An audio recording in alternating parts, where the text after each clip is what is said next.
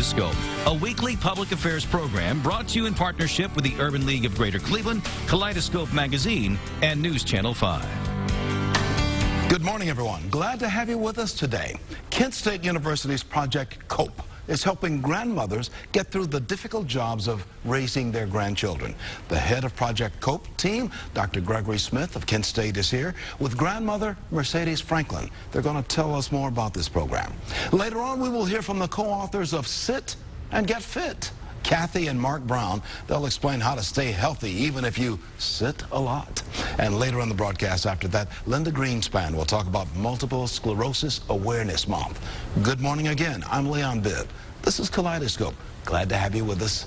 And so we begin. Beginning right now with Dr. Gregory Smith, from Director of the Human Development Center at Kent State University, and Mercedes Franklin, who's a peer leader with Project C.O.P.E. Good to have you with us. Thank you. Thank you. Let's begin with you, Dr. Smith, from Kent State University. What is Project C.O.P.E? C-O.P.E. C.O.P.E stands for Caring for Others as a Positive Experience, and that's really our goal. We're running some programs for these grandmothers, and one of the main goals is to help make this a more positive experience. It's a very challenging situation for both the grandmothers and the grandchildren in their care, and we think what we're offering them will help make things a little more positive for them and help them to deal with the challenges. We are seeing more and more instances of grandmothers, especially grandparents, taking care of young children. That's right. Our society's changed. That's right. What's caused all of that? The primary reason, unfortunately, is substance abuse, but there are other reasons too. There's the death of a parent, there's mental illness or physical illness.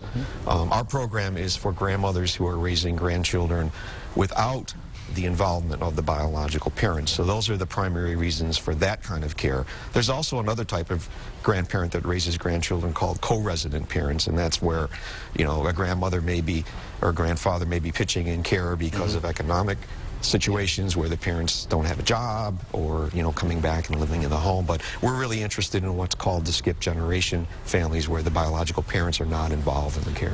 Mercedes Franklin knows all about this. She's a grandmother. Absolutely. Good to have you with us. You're a peer leader. Now, how did you get involved in Project C.O.P.E, caring for others in a positive experience? Well, when I was having some difficult times, I reached out to different groups, and I found Project C.O.P.E, and it helped assist me in challenges that I go through as a grandparent. And the program was so positive that I decided to become a leader and help other grandmothers, you know, come together and deal with some situations that grandmothers can share and better their parenting and caregiving. Where do these grandparents need help?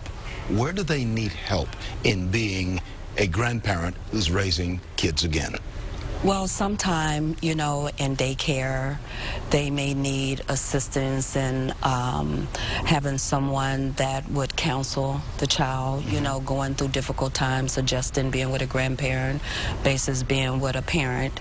You know, and this really helps the child to cope with difficult situations and vent and talk to someone about things they're feeling. There are all kinds of challenges out there. All kinds of challenges. And Doc, you deal with these kinds of challenges.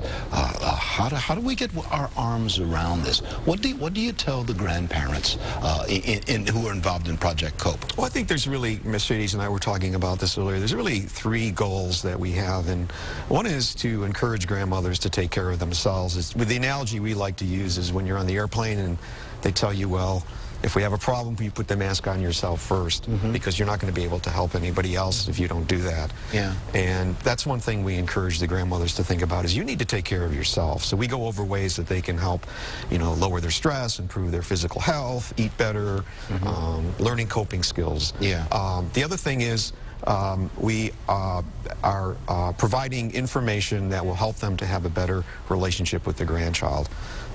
You know, a lot of these grandchildren haven't had life experiences that were easy. You know, they've been abandoned and abused in many cases. So that's a challenge for grandmothers. So to help give them information that'll help the quality of the relationship and help them to be a better caregiver to that grandchild is important. And then the third thing is, these grandmothers need a lot of resources and help. So we we encourage them to seek help from other people, and also we give them information about the resources that they can call. With a peer leader like Mercedes, you are able to help these grandparents a great deal as serving as a peer leader, because you're there too.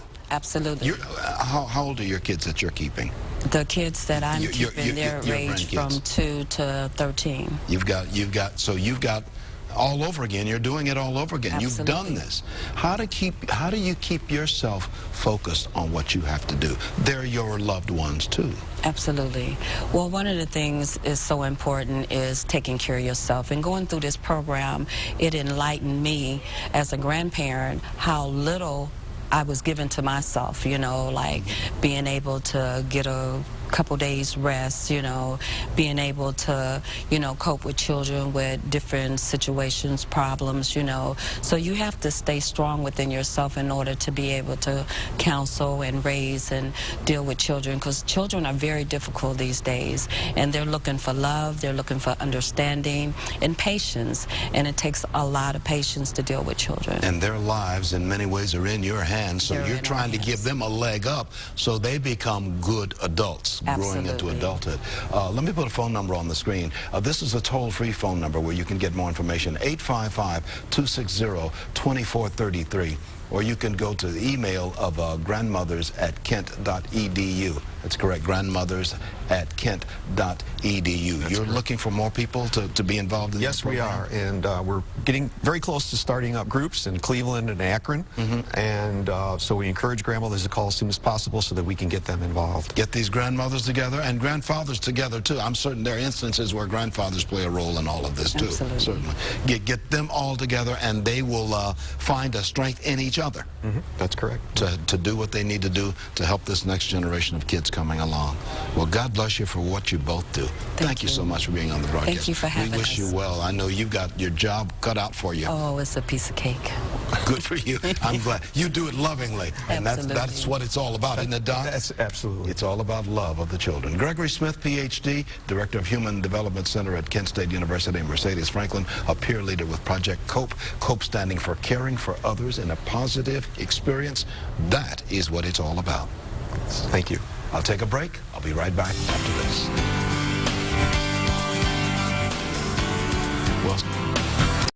Welcome back to Kaleidoscope. Good to have you with us today. Mark and Kathy Brown are here. They are the co-authors of a book called Sit and Get Fit. They've also developed a series of exercises to help keep you healthy and break the monotony of sitting all day on the job. Sit and get fit. Right, Kathy Brown? Yes. Any place you sit is a place to get fit. You mean I can get fit right here if I'm moving around? Yes, yes. What's the thought behind that? Sit and get fit now. How do we sit and get fit? Well, there's different movements you can do while you're sitting. You know, like your stomach. Yeah. Yeah. I'm pulling it in. Yeah, exactly. Pull it in. Nobody even know you're doing I'm it. pulling it in. Right, I'm developing better abs right there, right now. Exactly. Six-pack is on the way. Sure. Yes. Mark, what was your inspiration for the book and for the videos? Well, I'm going to tell you, Leon, it was almost a necessity. Kathy was working at a call center. We both were. And in 10 weeks, I was doing movements at work. Didn't gain any weight. In 10 weeks, she gained 10 pounds. And she asked me, you know the old question that all ladies ask you. They say, are my clothes getting tighter? I said, no, the cleaners. The cleaners must be shrinking your clothes. I said, no. And so then she said, you know, do you think this job is you know, the other question, sort of making my behind get a little bigger? I said, Leon, I said, no, ma'am, it's not. But you know what? When I did the research, I found out one thing that was very important. Yeah. That, yeah, it does. When you sit, it does increase the amount of fat that's in your buttocks, and it also increases the size of the fat cells in your buttocks just by the simple act of sitting. So what do we do to get around it now? You've got this book here, Sit and Get Fit, and videos that go with it. What do we do to make sure that... Well, if you think about it, Leon, the biggest fat burner in our bodies is our gluteus maximus, medius, and minimus. But also, if you don't use them, they become the biggest fat stores. Yeah. So what we've done is we show people how to utilize that big muscle, that big gluteus maximus, medius, minimus, to be able to use that to burn up a lot of fats. Yeah. We got a picture here. We got a picture here of Kathy right at the cab of a truck now. Yeah. Now, tell me the story about truck drivers and and how they can pick up weight or get unfit by long hours of driving. What happens, Kathy, when truck drivers do that? Well, I'm going to let Mark explain that because he did this complete study. He did the study on that? Yes, he did. What's the amazing thing about truckers, Leon? They die 11 times more often than the normal population. Why? Because they have to drive for 12 to 16 hours. And during that 12 to 16 hours, you know what occurs? What happens? They're sitting for a long period of time. One thing we found out about sitting down that amazed me, it increased the rate of getting diabetes by almost 40%. It increased the rate of getting high blood pressure. It increased the rate also of getting gluteus maximus tachycardia. It increased the rate when you talk about heart disease, of getting heart disease up to 54%. It increased the rate, and this really blew my mind, of getting DVT by almost 50%, deep vein thrombosis. Yes. All these different diseases you get when you sit for long, extended periods of time. So what happens then, because they get all these diseases, they end up passing away so quickly. Yes. And that's one of the things that we wanted to point out to people that understand. So while you're sitting is so, while you're sitting, Kathy, while you're sitting, now you're nodding amen, amen. While Mark is talking, you're nodding amen over here. But I need you to say a little bit more than amen. Okay. So while you're sitting, there's some things that you can do. Even in a kind of a sedentary job or something. Now tell me about that. Tell me, if you don't use it, you lose it. That's the bottom line, right? No pun intended, but that's what we're talking about. Like, for instance, people who sit down, have a sit-down job in the office or whatever, there's movements you could do while you're on the telephone. Like, you know, this here. Like you're talking on the phone. Doing the flies. You know, you do your flies. Or like if the phone isn't ringing or whatever, you could get up, you could do squats. You know, there's just different movements. Like we have a program, a little manual, I call it the Bible. And I feel like everybody should own a Bible that sit at a desk. Because it shows you different movements to do while you're at work, and once you leave work, you done already did your exercise. And even when you get home and you start working, like in the kitchen or with your children, there's movements you could do. You can have your children doing while they're sitting there, you know, playing the Xbox. Hey, don't just sit idly, because that's why these young kids are getting kidney diseases and everything, because they're sitting too long. Because when we were growing up, we weren't getting that because we were in the playground all the time. We was not allowed to sit. We had to go outside and play. I didn't sit for 15 years. Dad kept me moving. Exactly. You know, even come in the house and turn the TV. You know, so we have to teach our kids not to sit. And in order to teach our kids not to sit, we have to get up and not sit so much. So the bottom line is sit and get fit. That's the name of the book, and we can get more information on this by calling 330-497-9626, as you see at the bottom of the screen, or go to Sitacize, S-I-T-A-C-I-Z-E, S-I-T-A-C-I-Z-E. S-E. Yeah, S-I-T-A-C-I-S-E. Yes, sir. Citicize.com, and you can get more information on everything we've been talking about it. Mark and Kathy Brown are the co-authors, and they have made me a better man already. My abs are really getting in place in the last 10 minutes. That's right. Thank you so much for being on the broadcast. God bless you for having us. We thank you so much. God bless you for coming, too. We appreciate you being here. Good to see you, my friend. Yes, sir.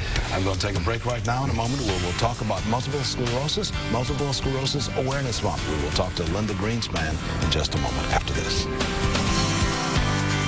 Welcome back to more of Kaleidoscope. We were just talking with the group of Mark and Kathy Brown about Citicize. I want to put their correct website on the air, Sitacize.com, Citicize.com, and the number is 330-497-9626. Sit and get fit with Kathy and Mark Brown. Well, right now here is Linda Greenspan. She's with the Multiple Sclerosis Society and is commemorating Multiple Sclerosis Awareness Month, which is during the month of March. And good to have you with us.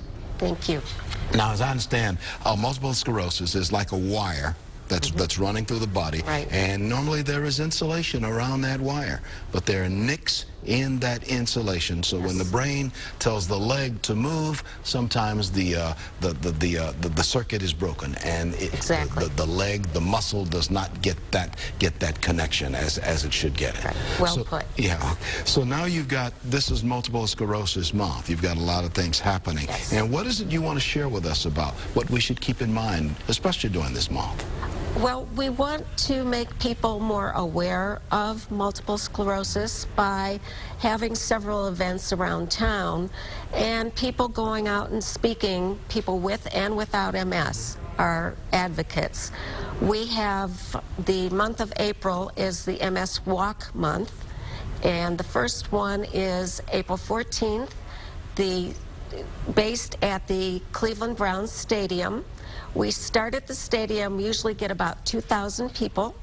A lot of walkers have teams, and each person and each team raise funds for the walk by asking friends to sponsor them. And so we're really trying to make some inroads into, I know we've talked to medical people over the years about how we're close to a cure for multiple sclerosis, and the hope is that we are, but certainly the research keeps going on, and we need to raise money for multiple sclerosis research. Yeah.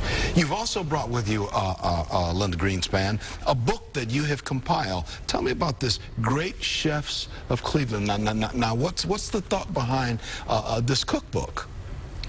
Last year, I celebrated the 25th anniversary of my diagnosis with MS.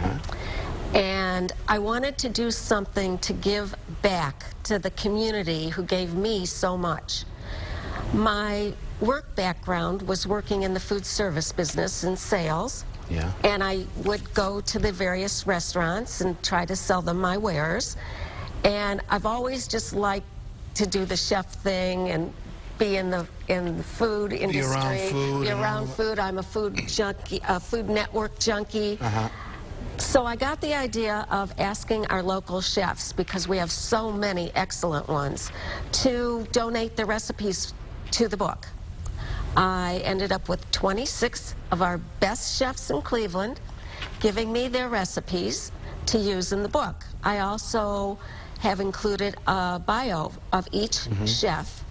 Also in the book, I included stories from people that live with MS, including myself, and how we cope. And how you cope. What we do. And you put all of this under one cover. It just looks like just a wonderful book. It's called Great Chefs of Cleveland, and the proceeds benefit the Ohio Buckeye chapter of the National Multiple Sclerosis Society here in Northeast Ohio. You are on a campaign to get people to be aware of what's out there and where we are with multiple sclerosis.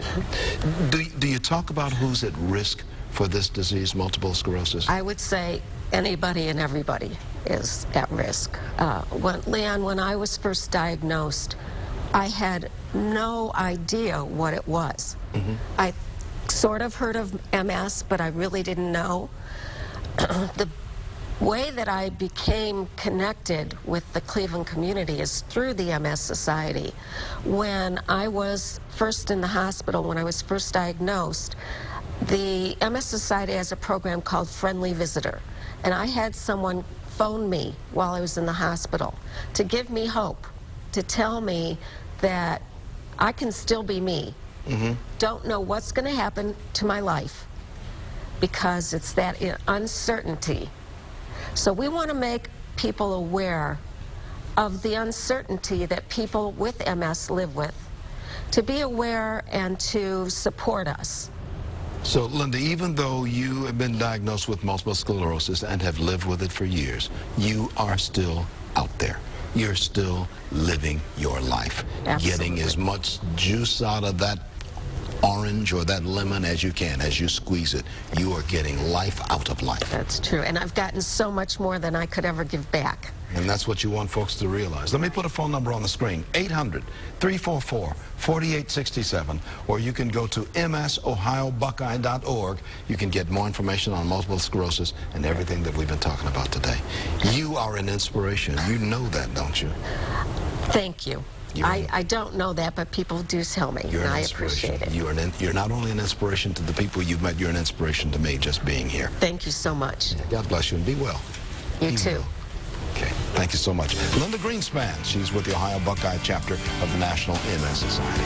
I'm going to take a break, and I'll be back in just a moment. Marsha Maccabee of the Urban League updates us on what's going on at the Urban League after this.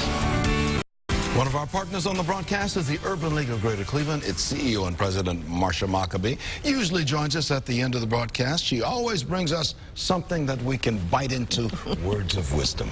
All right, Leon. Gonna try to do that today, okay? Wanted to share with you that recently our National Urban League has come out with the State of Black America that we launch every March. And this year, our theme is Occupy the Vote to Educate, Employ, and Empower. And as we gathered in Washington, D.C. recently to hear about that theme and to talk about it and to bring it back to our communities, one of the things that really was just very, very crystal clear for me is that we're in a season now where the way that things are going to change is through voting.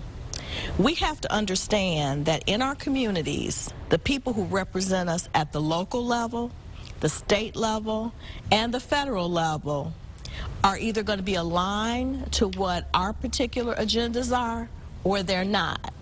And so we have to make sure that we vote to put people in position that represent our interest. And we've got to keep in mind that this is a democracy. The United States is a democracy. Absolutely. And the word democracy literally means the people rule. That's exactly right. People who are in charge. That's exactly right. And so everybody should have, those who are eligible should be voting every election. That's right. And we have an important election coming up in November, and we need to be really thinking about who represents our interest in terms of who gets our vote. So that's always foremost in the minds of those who run the Urban League and other organizations that are so oriented in that way. And you've been doing that for 90 years. Not you've been doing it for 90 years, but the organization's been doing it for more than 90 years. Talking about the importance of the vote. That's right. And this is our 95th anniversary year, actually, this year, and we're going to continue to do that. And I think that one of the things that hit me when I saw the Martin Luther King Monument recently is, you know, we shall overcome. This year, we shall overcome by the vote. Isn't that the truth? We got to go. Be well.